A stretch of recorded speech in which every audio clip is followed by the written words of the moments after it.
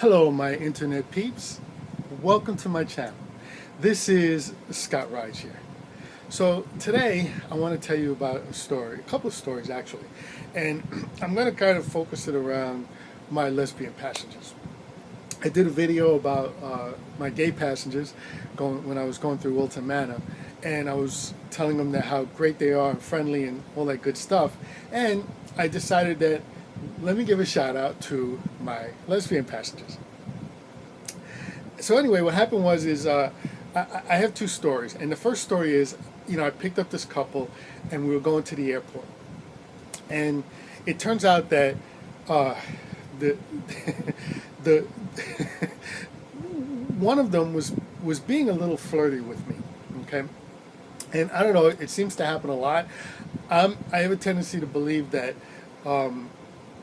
the person who's being flirty is just, it's not that they want me or anything, but that they're a little uncomfortable with coming out, so they kind of fall back on old habits. So that was kind of my guess. Now, the one who was being flirty with me, apparently this was also her first lesbian relationship. She lived in California, and her other friend lived in South Florida, just moved to South Florida from California. So I didn't get how all of that was working. But one of the things I picked up is that the lesbian couple, the lesbian who wasn't her first time, who lived here, she had a tendency to be, I don't know, kind of clingy to the other one. And I thought they made a cute couple. They were, we were laughing and joking as we were driving. Don't ask me to repeat any of them because I honestly don't remember. I kind of remember that the one who was the more experienced lesbian, she was a little bit clingy to the one who was kind of new to it, and the one who was kind of new to it was the one who was also kind of flirting with me. So, and she was going back to California. So anyway, I take them there, and I thought it was a great ride. I left the both of them there. I guess the one who lived in South Florida wanted to come back at another time. She wanted to see her off, all the way. So, a lot of times, I don't know if you ever saw this movie with Halle Berry called The Call, where they kind of talk about how, when you do a 911 call, you don't really get to find out what happens to the people after the fact. You go through the call. Once the help gets there, whether it's ambulance or police, you hang up and go on for the next one. And then, the person who is the dispatcher, the 911 dispatcher, kind of has to wonder what happened. Did this person live? Did this person die? What was going on? Well, in many cases, it's like that with rideshare. When you start to talk to people, of course, there's no 911 emergency involved, although there is a rumor that people are now calling Ubers and Lyfts instead of ambulances to get to the hospital, which I wouldn't recommend that, but they end up saving hundreds of dollars. But in either case, what was going on was, I dropped them off, and I kind of wondered about that couple afterwards. Not a long time, mind you. It's not like I was losing any sleep or anything about it. I moved on to the next ride, but I briefly said, I wonder what's going on with that couple. I wonder what's going to happen. Well, I had my answer. There was like a month and a half later, maybe 2 months, when Hurricane Irma was hitting South Florida. And at the time, people were going nuts trying to prepare. They're running around, all kinds of stuff's going on. A lot of people are trying to catch flights to go out. I'm driving people to rental car places so they can drive out. I mean, there's all kinds of things happening. And in some cases, I'm going to the supermarket to pick people up, to take them, back to their place because they're going to hunker down and they have, the food that they need. And I worked as late as I could and then started as early as I could, after the hurricane. And this was on a Friday when pretty much everything was kind of done. Businesses were closed, people were kind of hunkered down or still putting up shutters and all that good stuff. But it was one of those things where things were starting to quiet down. The roads were getting empty, and I go back to where I picked this lesbian couple up, And guess who gets in the car? It's the one who moved here. And she needed to go. She had her priorities straight. She needed to go to the bank, right, to pick up some money, and she needed to go to the liquor store. And then she needed to go home. And I was more than accommodating, helping her. She didn't really understand places of where to go, what to do. So I kind of drove her around a bit for a while. And what happened was she didn't recognize me. I recognized her. I don't remember what it was. Maybe some tats, maybe her voice, maybe a combination of things. I don't remember. But I asked her, didn't I drive you to the airport? You were taking your girlfriend? And she said, oh, yeah, that's right. I said, wow, I thought you two made a great couple. What happened? Are you two still together? And she says, no, we broke up. I felt horrible. I mean, I kind of suspected something was not right there. But they still appeared to be a good couple.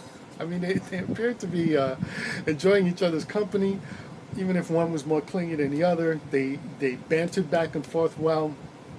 So I was a little disappointed that I heard that they broke up.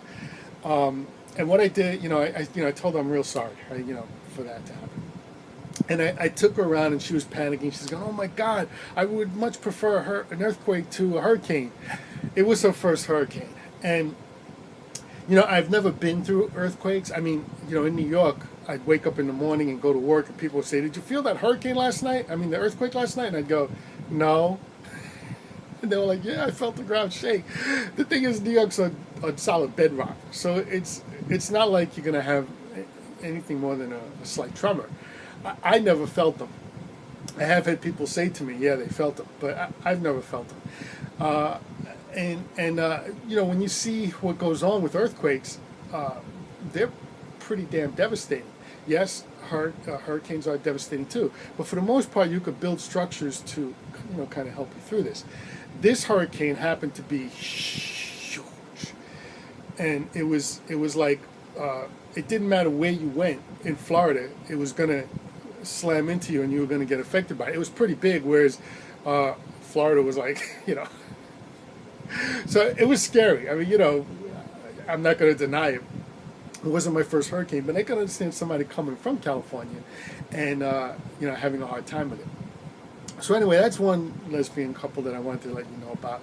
And, it ended, I guess badly. I mean, it wasn't good for the lady in the back. I don't think she was happy. But I kind of think that the other one just kind of went back to men. She may not have been a lesbian. I don't know. I don't get it. But, I wasn't there, so I can't really comment on it. But my next couple, I'm sitting there, I pull up to the house and I'm waiting, and this lady walks out, very attractive lady. And she says, we're going to be out in a minute, okay? I'm like, yeah, sure. She goes, you're getting paid for this, right? Now, I don't want to get into explaining this to people, that yes, you do kind of get paid, but look, it's not a whole money. It's not a whole lot of money. It's not like you're waiting there for 5 minutes and you're getting $5 or $10. It's nothing like that. It's not even close. So if you're keeping somebody waiting and you're going, they're getting paid for it, just understand you're talking like pennies. So don't feel comfortable in that. Just saying, oh yeah, the person's getting paid to wait, because really, we're getting paid to drive. They do include a wait time, and that's included in the fee. But you're getting paid to drive. So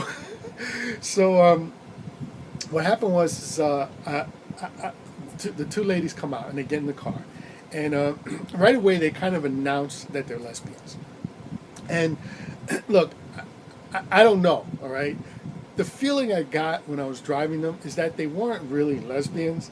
They were just saying that to kind of ward guys off from hitting on them. I could be wrong. I could be completely, totally, utterly wrong. But they say they were lesbians, so let's go with the story that they're lesbians.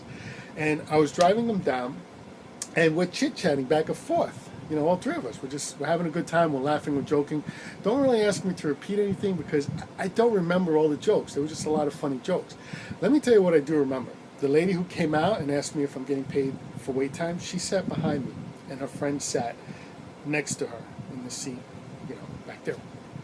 And the one who sat behind me kept reaching out and touching my shoulders. Now, in my experience, okay, when women are reaching out to you to touch you or talk to you, fellas, take note of this. If women are reaching out to touch you and talk to you, that's one of the subtle signs that means they want you to, go ahead and make an advance. Now, don't think you got it like that just because a woman reaches over and touches you. It doesn't work that way. But it is like one of the signs you could take into account. That she's interested, okay? There's more, so don't take that one sign to mean anything. But in this case, she's like reaching from behind the chair and she's grabbing me on my shoulder. And it's not like she did it once or twice. She kept doing it. She kept doing it. And as we're getting closer to the destination, she brings up the fact that she wants to go visit her mother and she wants someone to drive her. Her mother lived in Indiana. Now, I never actually calculated how long it would take to drive from South Florida up to Indiana, but you're not talking half an hour, okay? You're talking a really freaking long ride, possibly overnights in a hotel or whatever to get back, and it was very strange that she's sitting there telling me she wants to have a driver drive her up to visit her mother in Indiana. I mean, to me, there's cheaper ways to go. Can't you just hop on a plane? Wouldn't that be cheaper and quicker and faster? I don't know. I don't get it. I didn't get it. But, I wasn't going to answer that. I wasn't going to say, yeah, I'll do it.